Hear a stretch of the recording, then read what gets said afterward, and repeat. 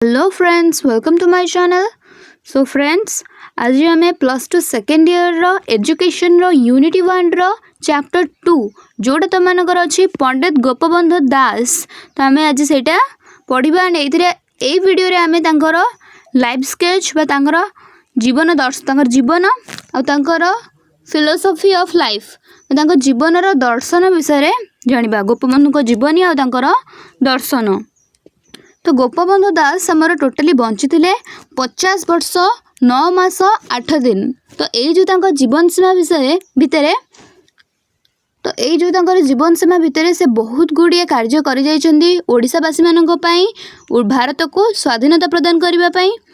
तो सी आमर ये महापुरुष पंडित गोपबंधु दास जन्मग्रहण करथिले कबे ना 1977 मसीहा अक्टोबर मास 9 तारिख रे से पुरी जिलार सुआंडो ग्राम जन्मग्रहण करथिले।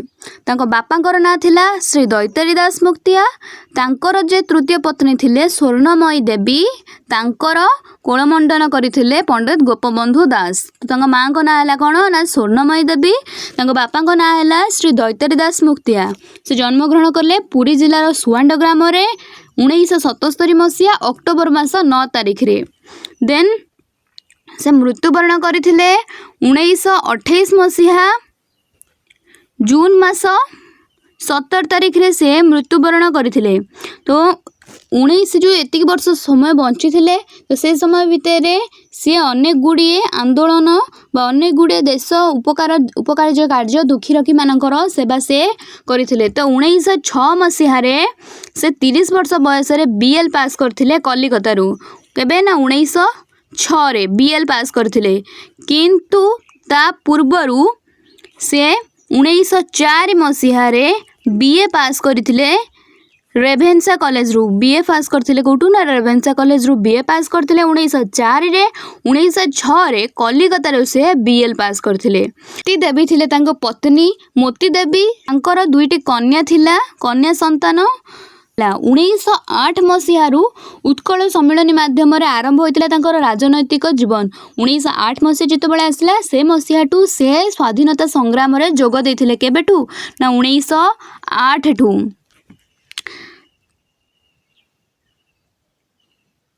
तापरे से 1909 मसीहा अगस्ट मास 12 तारिख 1909 अगस्ट मास 12 तारिख रे से सत्यवादी एमई स्कूल प्रतिष्ठा करथिले। सत्यवादी एमई स्कूल प्रतिष्ठा करले 1909 मसीह रे, जोटा कि 1912 मसीह रे हाई स्कूल रे परिणत होइतिला। से जो एमई स्कूल थिला सेटा हाई स्कूल रे परिणत होला। तो 1917 मसीह रे गोपबंधु दास बिहार ओडिशा व्यवस्थापक सभार सभ्य होइतिले। बिहार और ओडिशा रे जो व्यवस्थापक सभा अच्छी से सभार से सभ्य 1917 मसीह रे हेइतिले। तो 4 वर्षर सभ्य सेठी से रहितिले आ से सभ्य रही बहुत गुड़िए अम्लान कार्य कर जहाँकि अम्लान कीर्तिस्तंभ स्थापन कर एठारे लिखा जाइछि। देन 1919 मसीहा एप्रिल मासरे 1919 मसीहा एप्रिल मासरे से कटक रे उत्कल सम्मेलन सभापति होते केबे ना 1919 मसीह रे। तो जनसाधारण कार्य से जो बाकी समय बंची थिला बा जेबेठू से सम्मेलन जोग देले 1908 मसीह से जितेबाला उत्कल सम्मेलन माध्यम राजनैतिक कार्य आरंभ कले, तार परठू से मात्र 20 वर्ष पर्यंत बंची थिले। तो से जो 20 वर्ष भितर से फास्ट 13 वर्ष को प्रथम 13 वर्ष को से उत्कल सम्मिलनी सहर होइकी कटैथिले।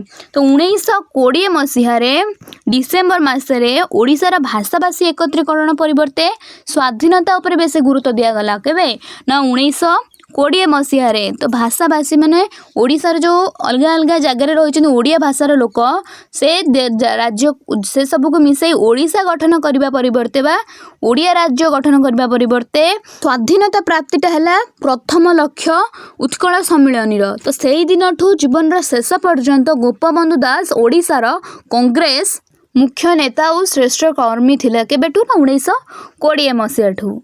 तो तेन गोपबंधु दास तांकर जो साधना पीठ थिला सत्यवादी वन्य विद्यालय जोड़ा से प्रतिष्ठा करथिले। कहीं प्रतिष्ठा करथिले ना से कहते जो वर्तमान जो शिक्षा दि जाउछि विद्यालय मानकरे से शिक्षाटा प्रकृत शिक्षा नुह वास्तव शिक्षा नुहे जोटा पुरातन जुगरे धर्म अनुसार वृक्ष मूले हो कि प्राकृतिक परिवेश रे जो शिक्षा दि जाउतला सेही शिक्षाटे होउछि प्रकृत शिक्षा। सेथिपाई से सत्यवादी वन विद्यालय प्रतिष्ठा करथिले। गोपबंधु दास तांकर जो साधना पीठ सत्यवादी वन विद्यालय थिला ताको उद्घोषित आभिमुख्य को जातीयतार गोटे दुर्लंघनीय स्वरलिपि रे मिसई देकी गीत गाई उठिथिले जे कौन सेटा ना मिसु मोर देह ए देश माटी रे देशवासी चली जांतु पिठी रे देशर स्वराज पथे जेते गाढ़ पुरु तही पड़ी मोर मांस हाड़ स्वाधीनता पथे तिले हेले नर मो जीवन दाने हेउ अग्रसर। तो ये से या कहउचंती जे मो देह ए माटी रे मिसी जाऊ आ ए माटी रे लोक माने मो पर चली कि जांतु बा माटी रे मिसिले माने माटी रे लोक माने चलिबे। तो जो कहउचंती जे ए देश रे जेतिकी गाढ़ बा गात अछि से गात रे मो मांस हाड़ पड़ी कि से सबू पूर्ण हो जाऊ बा जो लोक मानकर जहाँ अभाव अच्छे से सब को मु केमिति भल भाव में पूरण करि पारे यार मीनिंग होउचे एटा। देन से कहउचंती जे स्वाधीनता पथरे जेतिकी लोक माने स्वाधीनता पाइका लढुचंती से माने जेतेबेले अवसर पाउचंती बा से माने क्लांत अनुभव करूचंती तो मो जीवन दान देकी से माननकु मु कोन करबी ना अग्रसर करैबी। जेतेबेले भी उत्कल रे विभिन्न प्रकार प्राकृतिक दुर्विपाक घटी जमती बढ़ी है मरुड़ी है विभिन्न प्रकार महामारी है तो सबु समय रे पंडित गोपबंधु दास सबु दुखी रंगी मानू साहाय्य करिसेंती। सत्यवादी वन्य विद्यालय प्रतिष्ठा करिसेंती। आउ वर्तमान आमे जो समाज कागज पत्र पढ़ुचे बा समाज खबर कागज तो समाज पत्रिकार सी होउछंती जीवंत विग्रह बा तांको द्वारा समाज पत्रिका प्रकाश करा जायथिला। सी जड़े एकाधार रे जड़े कवि लेखक से लिखिचंती कौन तांकर जो कविता संकलन अच्छी जमीती है कारा कविता है धर्मपद अवकाश चिंता ये सबू तांकर होची कविता संकलन। सेमती से दुईटा प्रसिद्ध काव्य लिखिचंती जेतेबेले से बंदीशाला रे थिले सेतेबेले से बंदीर आत्मकथा लिखिचंती आउ कारा कविता लिखिचंती तो सेटा तांकर सृष्टिर स्वाक्षर बहन करूची। एबे जानिबा तांकर लाइफ फिलोसफी बा जीवन दर्शन। तो पंडित गोपबंधु दास को जीवन दर्शन कौन ना सी गोटे प्रख्यात दार्शनिक नथिले किंबा कौनसी गोटे दार्शनिक मतवादर मध्य प्रवर्तक नथिले किंतु तांकर व्यक्तित्व थिला एक महामानवर व्यक्तित्व जहाँ केतक मौलिक नीति द्वारा प्रभावित और परिचालित होइथिला जोटा कि कौन तांकर मौलिक नीति जीवन दर्शन कौन थिला ना फर्स्ट थिला तांकर भगवत प्रीति भगवान को से एकाधार रे पूजा करुथिले बा एकाधार रे जणे भक्त थिले भगवानंकर से कहउथिले जे मानव प्रकृति आ विश्व जोड़ा प्रकृति सर्वशक्तिमान ईश्वरंकर बही परिप्रकाश मात्र। तो मनीषर प्रकृति आ विश्वर जड़ बा जो गुड़ाकर जीवन नाही सेमानकर प्रकृति जदि मिसी जाउछि बा सेमानकर प्रकृति को तैयारी करिसंती किए ना हमर सर्वशक्तिमान ईश्वर। तो सेठी से गीत गाइछंती बा तांको कवित्वर परिचय दैछंती। तो गोपबंधु जीवन में जो आध्यात्मिक चेतनार नियंत्रण तांको व्यक्तित्वर एक उल्लंघनीय वैशिष्ट्य अटे। जो आध्यात्मिक चेतना फल जड़े व्यक्ति आत्मसंयम हो पार से जो भावनाटा तांकर जो व्यक्तित्वटा को बहुत उच्चरे रखुची। तो सेठी से लिखिचंती कौन ना धर्म अनुकूले जेबे मो कामना चय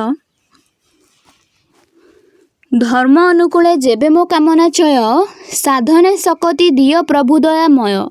तो से आउ गोटे जीवन दर्शन होउची कौन ना जाति प्रीति माने कौनसी गोटे पर्टिकुलर जाति जेमती ब्राह्मण क्षत्रिय वैश्य शूद्र ए सब विषय रे गोपबंधु दास कहि नांती। जाति प्रीति माने भारतीय जाति मनीष जाति तो से नहीं से जाति कहते भगवतकर चेतना जेहेतु तांका मनरे अछि बा भगवत प्रीति अछि सी जानिचंती कौन ना प्रत्येक मनीष होउचंती भगवानकर संतान। जदि प्रत्येक मनीष भगवानकर संतान होउचंती ताले प्रत्येक मनीष आमर भाई बंधु। तो जहाँ फल से कौन करुले ना जाति प्रीति करुले बा समस्त को से समान भाव में देखुले। से विश्वास करुले व्यक्ति जेपरी तार चरित्र स्वभाव स्वधर्म परंपरा ये जो ऐतिह्य द्वारा नियंत्रित हुए जाति मध्य से परिया स्वधर्म परंपरा द्वारा परिचालित हुए। तो से जेतिक समय जीवन सीमा अच्छी जीवन सीमा जिते समय सी धरापृष्ठ थिले तो से समय भितर से उत्कलर उन्नति निमंते बहुत कार्य कर जाइछंती। ओडिया जातिर अधपतन रे व्यस्थित हो जाइथिले से जेतेबेले ओडिया जातिर अधपतन घटिथिला तो सेतेबेले से लिखिथिले काहीं से सौभाग्य काहीं से सुकृति पवित्र उत्कला आहा की विकृत आर्य धर्म क्षेत्र पूत नीलाचल हराइछि सबु कर्म धर्म बल किंतु काहीं आहा एबे से वीरता ओडिया जातिर पूर्व जातीयता। तो एठी से ओडिया जाति जो अधपतन घटुची बा ओडिया जाति जो धीरे धीरे तलुकू अवनति घटुची तो से सब को से सह्य न करि पारि निजर कवित्वर परिचय देउछंती बा मनर भावना को कविता माध्यम रे परिप्रकाश करिसंती। देन से ओडिया प्राण रे जातीय स्पंदन आनिया पाइका लिखिसंती कोन ना पूर्व पुरुषर पवित्र श्मशान देशर जातिर गौरव गान पुण्य जन्मभूमि पुण्य देवालय उद्धारिबा पाई कले तनु खेय मानव जीवन हुआई सफल ए महादीक्षा कि बुझिब उत्कल जातीय ममता विसर्जन प्रीति उत्कलर हेउ एहा नीति। से कहते जो पूर्व पुरुषंकर पवित्र श्मशान देशर जातिर गौरव गान देश जातिर जो गौरव गान होउछि बा पूर्व पुरुष जो माने देश पाइका बा उत्कल पाइका लढ़ी सेमानंकर जो गौरव गान अछि पुण्य जन्मभूमि पुण्य देवालय उद्धारिबा पाई कले तनुखे से माने ए जो पुण्य जन्मभूमि अछि बा उत्कल माटी अछि उत्कल माटी को स्वाधीनता देबा पाइका से माने कोन कले ना तांकर जीवन नष्ट कले बा तांकर शरीर को त्याग कले। तो मानव जीवन हुआई सफल ए महादीक्षा कि बुझिब उत्कल जदि जने निज जीवन त्याग करूछि देश सेवा पाई ताले तार जो फल मिलुछि से विषय तार जो सफलता मिलुछि से विषय केमिति उत्कल बुझी पारिबो बा उत्कलवासी बुझी पारिबे। तो जातीय ममता विश्वजन प्रीति उत्कलवासीर हेउ एहा नीति। तो एठी लास्ट को आमर पंडित गोपबंधु दास कहउछन्ती कोन जातीय ममता खेली जाओ समस्त को भातृभाव समस्त मध्य देखा जाऊ समस्ते एक हो जातु ऐक्य देखा जाऊ जहाँ फल एटा हूँ आम उत्कलवासी नीति बा उत्कलर उन्नति संसाधित हेउ। देन तांकर आउ गोटे फिलोसफी थिला मानव प्रीति कौन समस्त को से ईश्वरंकर संतान कहते तो समस्ते जदि समान तो आमे समस्ते भाई भाई जाति धर्म वर्ण निर्विशेष समस्ते ईश्वरंकर सेवा करबा दरकार कौन सी गोटे धर्म को ईश्वरंक ठारू दूरे रखिबा बा कौन सी गोटे जाति को ईश्वरंक ठारू दूरे रखिबा अनुचित। तो तांको पाखरे पर आ आपणार भेदभाव नथिला से अन्यर दुखरे दुखी जाउथिले और जदि जतबेले कि जने सुखी होउथिला तो अल्प सुखरे भी से सुखी हो जाउथिले। तो सब बेले से कहउथिले मनीष निजको मानवर सेवारे हजई देवा दरकार कहीं ना मानव सेवा ही माधव सेवा मनीषर सेवा ही भगवानंकर सेवा। तेणु से तांको पुओ जेतेबेले भी सेजरे पड़िथिले रोग सज्जारे पड़िथिले तांको पुओ को से साहाय्य न करबा पुओ पाखरे न रही शह शह संतानंकर सेवा करबा पाइका से महामारी समय रे तांको पुओ को छाड़ी चली आसथिले जोठी कि तांको पुओंकर मृत्यु हो जाइथिला। एटा हमें आगुर भी पढ़ीचे स्कूल टाइम रे। तो सेठी से मानव सेवार आदर्श उद्बोध करने लिखिं मानव सेवार व्यक्ति को उद्बोध करने को से लिखिं कापुरुष परी मरिबा जगते नुहे नर पौषरे परहित साधी मरे जे जगते सेही एका सुपुरुष। तो कापुरुष भाया सब बेले मरी मरिकी बंचुवा लोकटा प्रकृत मनीष नुहे प्रकृत मनीष सीए जी अन्य मानकर साहाय्य आसी थाए सी हूँ प्रकृत मनीष। तो सब मानव जाति को कर्म मुखर करने समस्त को कार्य लगाइवाई समस्त को से लिखिं कौन ना मानव जीवन नुह केवल वर्ष मास दिन दंड कर्मे जीए नर कर्म एका तार जीवनर मानदंड जीए वर्षे कि 2 वर्ष कह मुझे वर्ष बंची तो मोर कार्य किसी करिबार नाही कि किसी स्वीकृति लाभ करिबार नाही किसी भल काम करिबार नाही ताहाले ता जीवनटा प्रकृत जीवन नुह बा मनीष जीवन लक्ष्य सेटा नुह। मनीष जीवन लक्ष्य कौन ना तार कर्म पाई से बंचिबो। तो सेटा होची मनीष जीवनर मानदंड। तो आज एतिकी जदि तुम मानक भिडियोटे भल लगी भिडियोटी गोटे लाइक करने सांग मान सेयार करने को जमा भी भूलनी। एंड जदि चैनल नुआ अच्छी चैनल को सब्सक्राइब कर पाखरे बेल आइकन को प्रेस कर ऑल सेट कर दियो फल जहाँ भी किसी वीडियो मो चैनल पोस्ट करी तार नोटिफिकेशन तुम मान पाखे पहुँच जाव। Thanks for watching.